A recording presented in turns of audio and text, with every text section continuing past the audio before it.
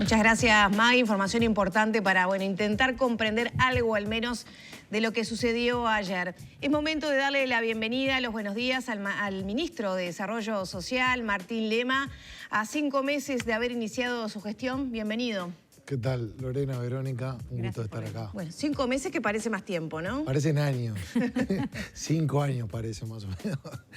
Pero la verdad que han sido jornadas muy intensas. Por aparte, nos tocó asumir el 3 de mayo, que en realidad es la víspera de lo que era la presentación del plan invierno. Y claramente el desarrollo del plan insume una cantidad de atención, una cantidad de tiempo muy importante, sumado a la otra cantidad de cosas que también hay que atender. Por tanto, la verdad que han sido jornadas maratónicas. ¿Se puede decir que lo peor, digamos, pasó en el sentido de que pasó la ola esta de la pandemia, esperemos que haya pasado, ¿no? Que potenció todas las debilidades sociales, las personas en vulnerabilidad, bueno, el tema frío. ¿Cómo advierte eso? ¿Pasó lo peor o ahora viene lo peor, que es sostener a toda la gente que se ve en situación de vulnerabilidad justamente potenciada por la pandemia? Yo creo que esta experiencia de la pandemia, algo que nos tiene que enseñar es a no bajar la guardia. Que siempre hay que estar en una actitud de vanguardia, porque en este caso estamos hablando de una situación sanitaria que tiene consecuencias económicas y sociales. Pero está claro que en el mundo de hoy, así como existen una cantidad de herramientas para combatir adversidades, también hay una cantidad de hechos imprevistos que generan ese tipo de contextos sanitarios, sociales y demás. Por tanto, siempre hay que tratar de estar a la vanguardia independientemente del contexto de pandemia. En ese sentido, primero, de lo que ha sido este proceso, bueno, en lo que es el plan invierno se ha reforzado considerablemente, teniendo en cuenta ciertos indicadores, de diversificar opciones, no solamente lo que tiene que ver con refugios, sino paradores nocturnos, en donde, por ejemplo, el 46% de los participantes nunca habían ido a un centro del MIDES. Eso quiere decir que hay una forma de captar la atención de personas que comúnmente se niegan a ir a este tipo de centros, en donde se fortaleció mucho la atención médica, con 2 ambulancias de ACE en la base del Ministerio de Desarrollo Social, con 2 policlínicos móviles para personas en situación de calle que también son en conjunto con ACE. Hay un convenio que no tiene costo para el MIDES con el Hospital Británico, en donde el Hospital Británico atiende a personas que fueron, a las que iban a los paradores nocturnos y a personas que se encuentran en situación de intemperie.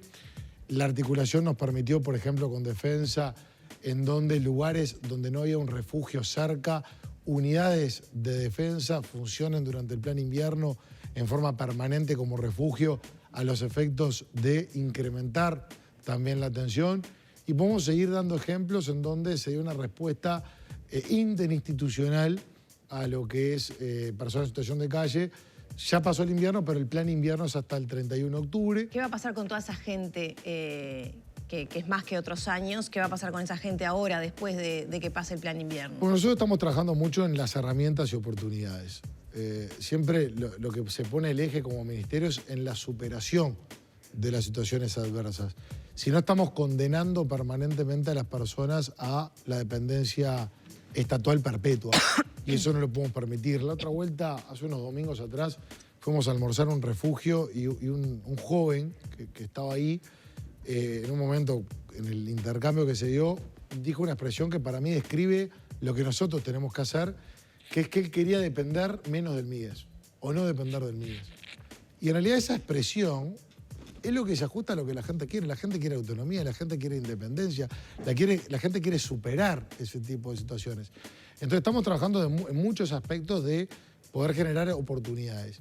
Hay oportunidades que se dan a través de convenios de oportunidades laborales, en el cupo MIDES, por ejemplo, en donde un porcentaje de empresas se comprometen en ese porcentaje a que el primer proceso de selección sea con personas vinculadas a programas del MIDES, esto es para personas en situación de calle, o cualquier otra persona que esté integrando los programas. ¿Cuántas personas? Para poner un ejemplo, el Grupo Tata, el 50% de las vacantes, en una primera instancia, se presentan personas, o sea, participantes de programas del MIES, Fundación Tienda Inglesa el 30%, después, bueno, tenemos desde el Grupo Gama, desde el Bar Facal, etcétera, etcétera, que se vienen ya incorporando en los hechos personas que hacía una cantidad de años estaban dentro de programas puente, es decir, pasaban de un programa al otro del Ministerio de Desarrollo Social, pero no estaba la salida definitiva.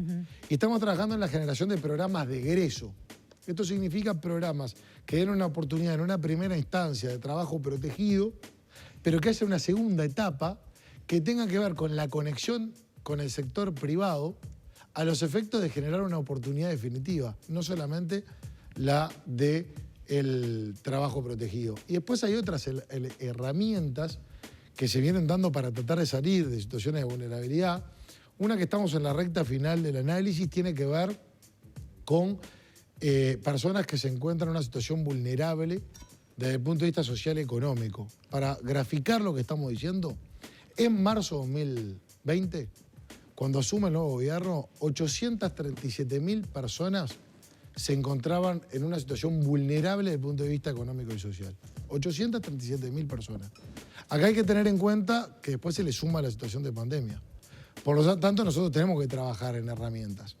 Una de las herramientas que estamos en esta recta final, en conjunto con otras, que tiene que ver con un plan piloto para el año 2022, consiste en que vieron que las asignaciones familiares, cuando se pasan de un umbral muy bajo, se pierde en el caso de la formalidad a nivel de trabajo. Nosotros estamos analizando durante el año 2022, en conjunto con otras medidas, que se suspenda ese tope a los efectos de que de la convivencia entre la asignación familiar y la formalidad. ¿Por qué? Por varias cosas. La primera, para incentivar la formalidad, porque muchas personas, para no perder la asignación, lamentablemente terminan trabajando de manera informal.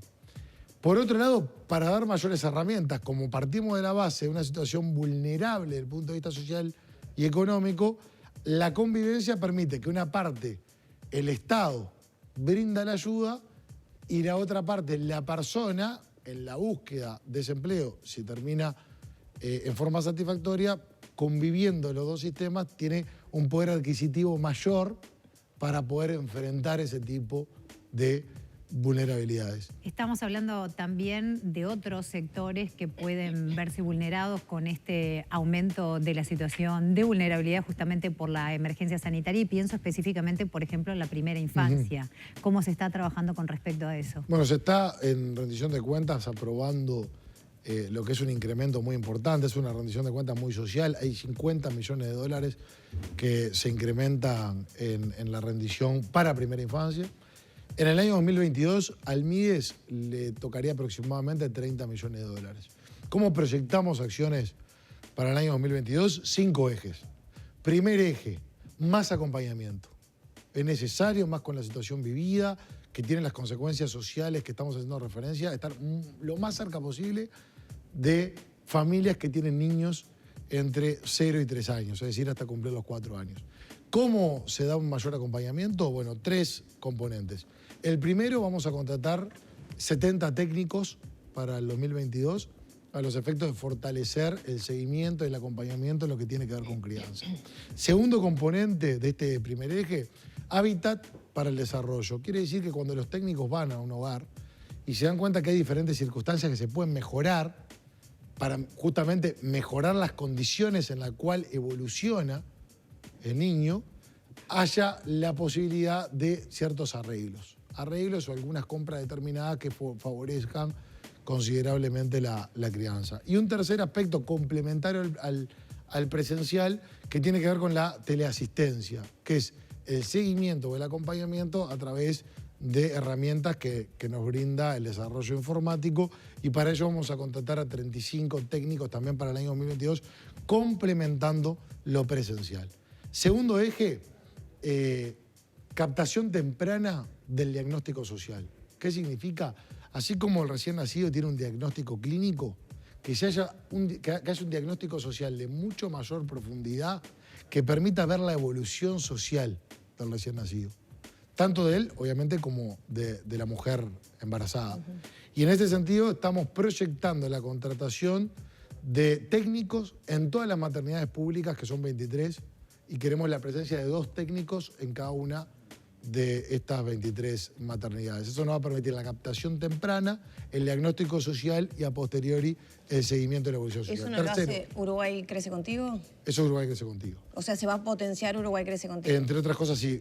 Yo hablé de 5 ejes. El tercero tiene que ver con el sistema de cuidados, en realidad. La idea siempre decimos, es un solo ministerio que tiene que coordinar las diferentes direcciones y complementarse entre sí. Vamos a hacer un fortalecimiento del sistema de cuidados con eje en primera infancia. Estamos hablando, por ejemplo, de las becas de inclusión socioeducativa, que esto sucede cuando una familia no tiene un CAIF cerca o cuando el horario, la cantidad de horas del CAIF no se ajusta a las realidades de esa familia. Entonces, las becas de inclusión socioeducativa permiten, a través de jardines privados, en forma complementaria a los CAIF, claramente, y tratando también de diversificar, de tener una opción más flexible para esas familias, justamente esos hogares que no tienen en forma cercana la presencia de un centro educativo de estas características, y con ello no solamente está la formación, sino que tiene que ver los cuidados que permitan, por ejemplo, a una jefa de hogar poder disponer de tiempo para salir a buscar trabajo o trabajar y con ello poder satisfacer ese tipo de necesidades. Entonces, el tercer eje es el fortalecimiento del Sistema Nacional de Cuidados, que queremos incrementarlo sensiblemente, o sea, una cantidad de prestaciones extra de estas BIS. Para ello ya estamos teniendo reuniones con jardines privados para dar una mayor oferta y que en esa mayor oferta podamos tener una mayor disponibilidad por parte de las personas implicadas. Un cuarto eje tiene que ver con el bono crianza, que bueno, iría a los hogares que se encuentran en situación de vulnerabilidad extrema, focalizada en productos de primera infancia, en elementos de primera infancia. Tiene que ver, por ejemplo, con productos de higiene, con alimentación, pañales, etcétera, etcétera, pero la idea es focalizarlo para que el beneficiado justamente sea, o el beneficio recaiga directamente en la primera infancia. Y un último eje que va no solamente a favorecer a primera infancia, sino también repercute en otros programas del Ministerio de Desarrollo Social, que tiene que ver con los sistemas de información. Por ejemplo, ir hacia las ventanillas únicas. Ya estamos en víspera de una ventanilla única con el BPS, vamos a otra con el Ministerio de Salud Pública, y el concentrar información, o mejor dicho, tener una mayor disponibilidad de la información, permite ser mucho más justos en la inclusión y en la exclusión de personas en cuanto a prestaciones del MIDES. Es muy injusto que una persona que no cumpla los requisitos esté recibiendo una prestación, pero mucho más injusto que una persona que sí cumpla los requisitos esté por fuera. Pero aparte, como les digo, esto es todo complementario, porque cuando yo les hablaba del diagnóstico social, también tiene que ver con analizar si en esa familia del recién nacido no aplican en los parámetros para recibir algún tipo de prestación. Por lo tanto, los 5 ejes son complementarios y apuntan a poner el eje, como ha dicho el presidente de la República y el gobierno lo ha trazado como uno de los objetivos principales, poniéndole el eje en primera infancia. El tema del bono crianza, ¿cómo se va a controlar que efectivamente ese dinero se destine a compras de productos necesarios para los niños? Buena pregunta. El bono crianza estamos aproximadamente, y hablamos siempre en condicional, porque hasta que no se vote en rendición de cuenta y cualquier cambio que haya, no queda preso de sus palabras, por eso hay que ser quirúrgico en este tipo de información. Hoy por hoy, como está planteado, serían 30.000 hogares, los 30.000 hogares más de mayor vulnerabilidad. Estamos hablando de un valor de 2.000 pesos por bono, es decir, por niño de 0 a 3 años. Pero aparte, como cuando se vaya a un comercio, se estaría focalizando de cuáles son los productos que se pueden adquirir a través de este bono.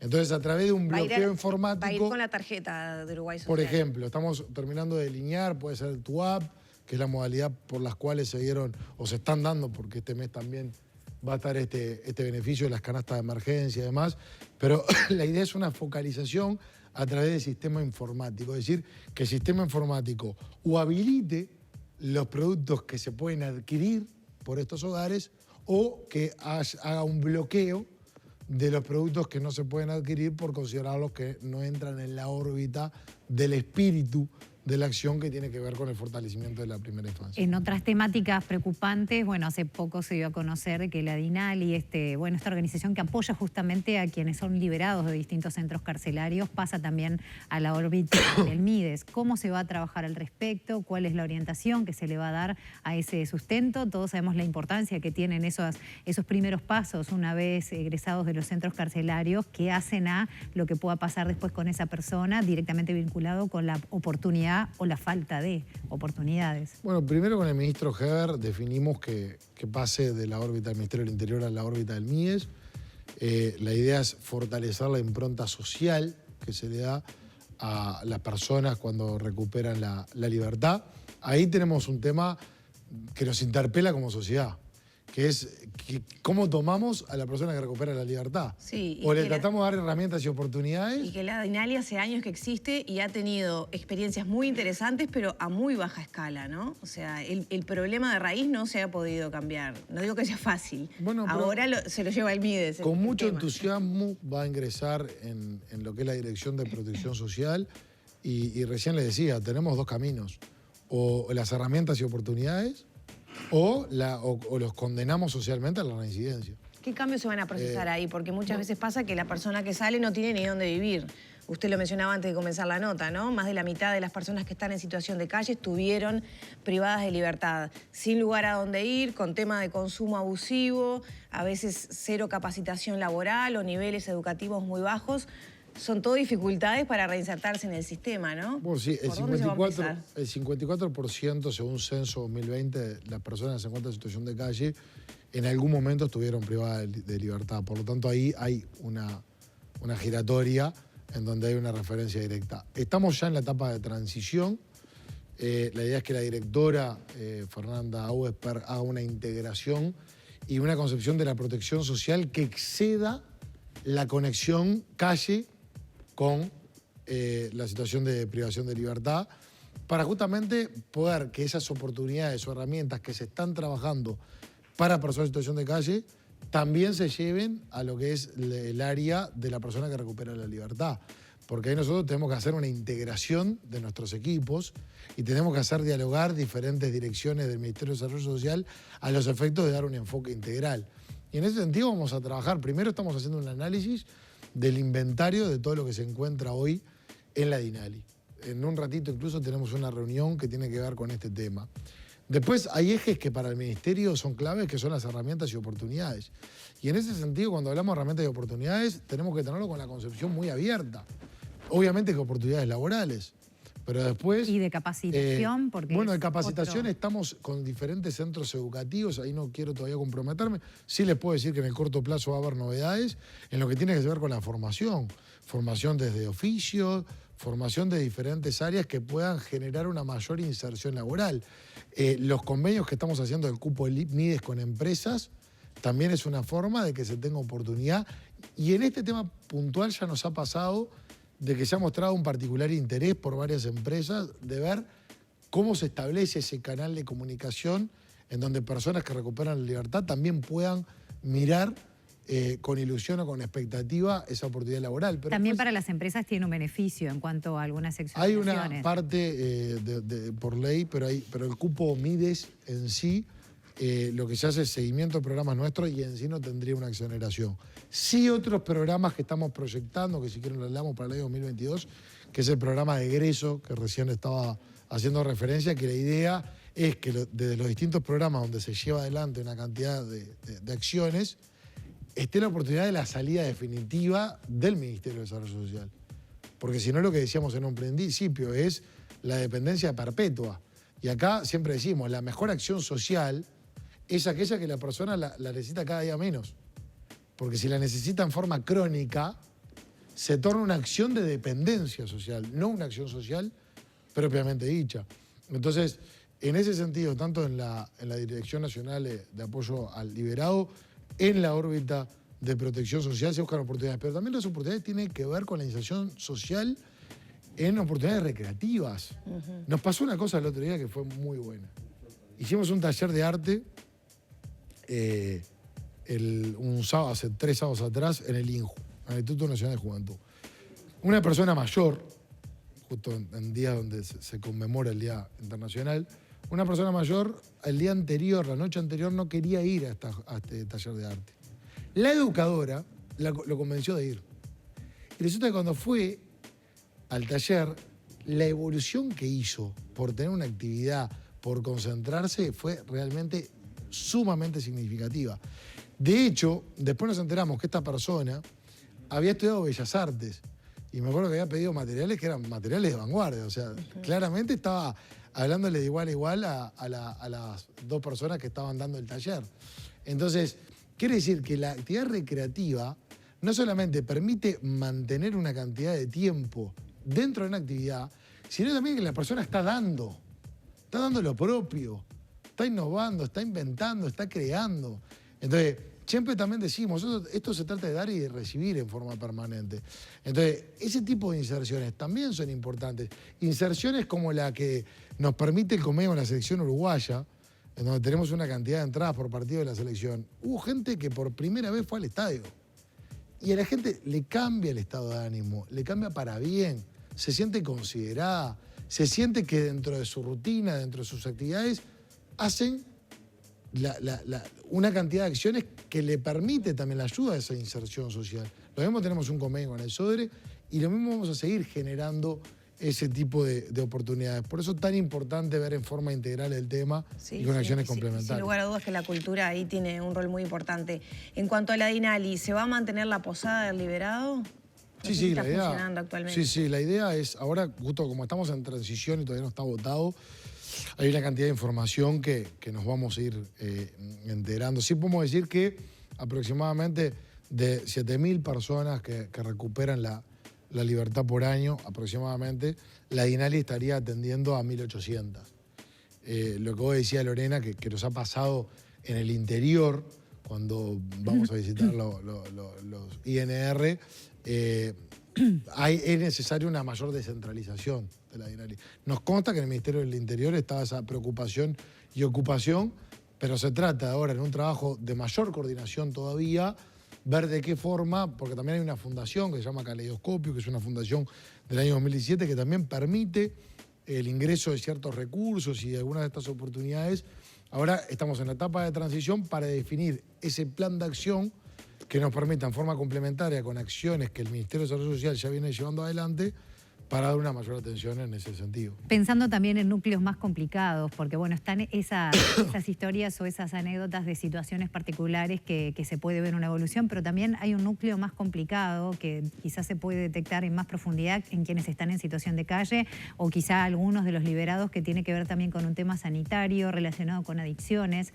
¿Cómo se va a trabajar con esas personas que no quieren recibir ayuda, por lo menos en principio, con aquellos que se resisten de repente en momentos más complicados a ir a un refugio, pensando en el trabajo debe hacerse antes para que llegado el momento esté allanado ese trayecto? ¿Qué pasa con las personas que sufren adicciones, con problemas importantes de salud? Usted hablaba, por ejemplo, del trabajo más intensificado en conjunto con ACE. ¿Cómo se va a hacer desde ya para empezar a prever ese tipo de situaciones?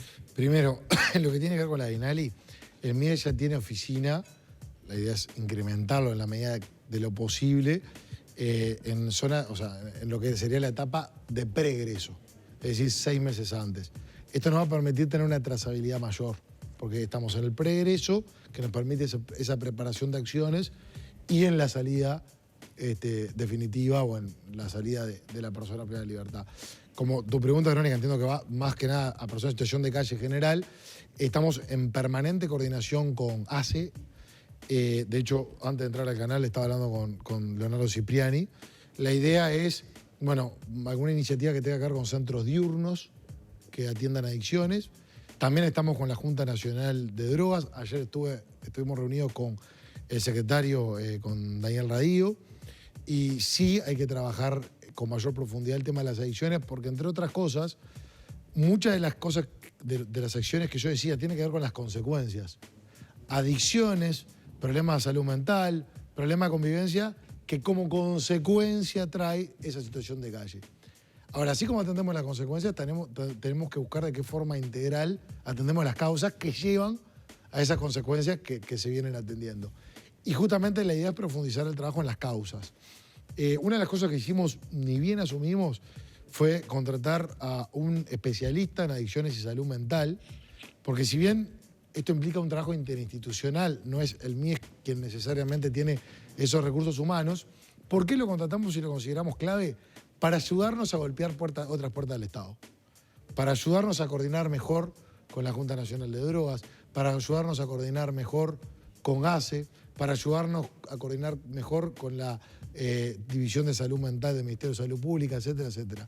Proyectamos acciones que tienen que ver en forma conjunta a través de centros diurnos, que no quiero profundizar más porque estamos en la etapa de la formación, tanto con ACE como en la Junta Nacional de Drogas, porque sí entendemos que ese flagelo que afecta a nivel social en diferentes instancias, en este caso trae de las consecuencias más severas, que es que una persona que yo estoy seguro que no elige, porque nadie puede estar a gusto estando en situación de calle, termine en esas circunstancias justamente a causa, muchas veces lamentablemente, de las adicciones. Ministro, ya tenemos que ir cerrando. Como última pregunta, ya bueno, con casi medio año al frente del MIDES, conociendo el panorama, con todos estos objetivos, cada vez que se ha presentado un plan se hace hincapié en lo medible, ¿no? En lo controlado.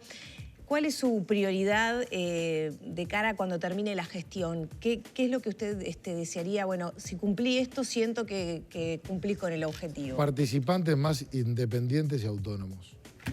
Fomentar la autonomía y la independencia. Insisto, la mejor acción social es aquella que cada día la persona la necesita menos. ¿Se ha marcado un porcentaje de beneficiarios? Todavía estamos trabajando en una estrategia mirada al 2024 en ese sentido para evaluar esos indicadores. Sí estamos con la línea del fortalecimiento, evaluación y monitoreo. El impacto de cada acción tiene que ser medible. De hecho, está el 40% de las líneas de acción del MIDES en rediseño. Estamos trabajando también en la focalización de las transferencias económicas. El 58% del presupuesto del MIDES tiene que ver con transferencias económicas, llámese asignaciones familiares, plan de equidad, llámese la tarjeta Uruguay Social o llámese la asistencia a la vejez. En la tarjeta Uruguay Social, en el mes de julio, el 12 de julio, empezamos un piloto en 5 oficinas que le da mayor celeridad a la solicitud de ingreso, o sea, evaluar situaciones y un mayor seguimiento. Viene siendo muy satisfactorio, pero en definitiva, en el conjunto de las acciones nosotros apostamos a una mayor autonomía y una mayor independencia. Sabemos que las personas cuando sienten esa autonomía, sienten esa libertad que las hacen más felices. Y la suma de esos bienestares personales son lo que generan el bienestar social en una forma más próspera. Así que entendemos esa prosperidad con participantes que puedan encontrar a través de acciones una mayor autonomía y una mayor independencia. Muchas gracias, ministro. Por favor, a las órdenes. Cerramos por aquí entonces la entrevista con el ministro de Desarrollo Social, Martín Lema.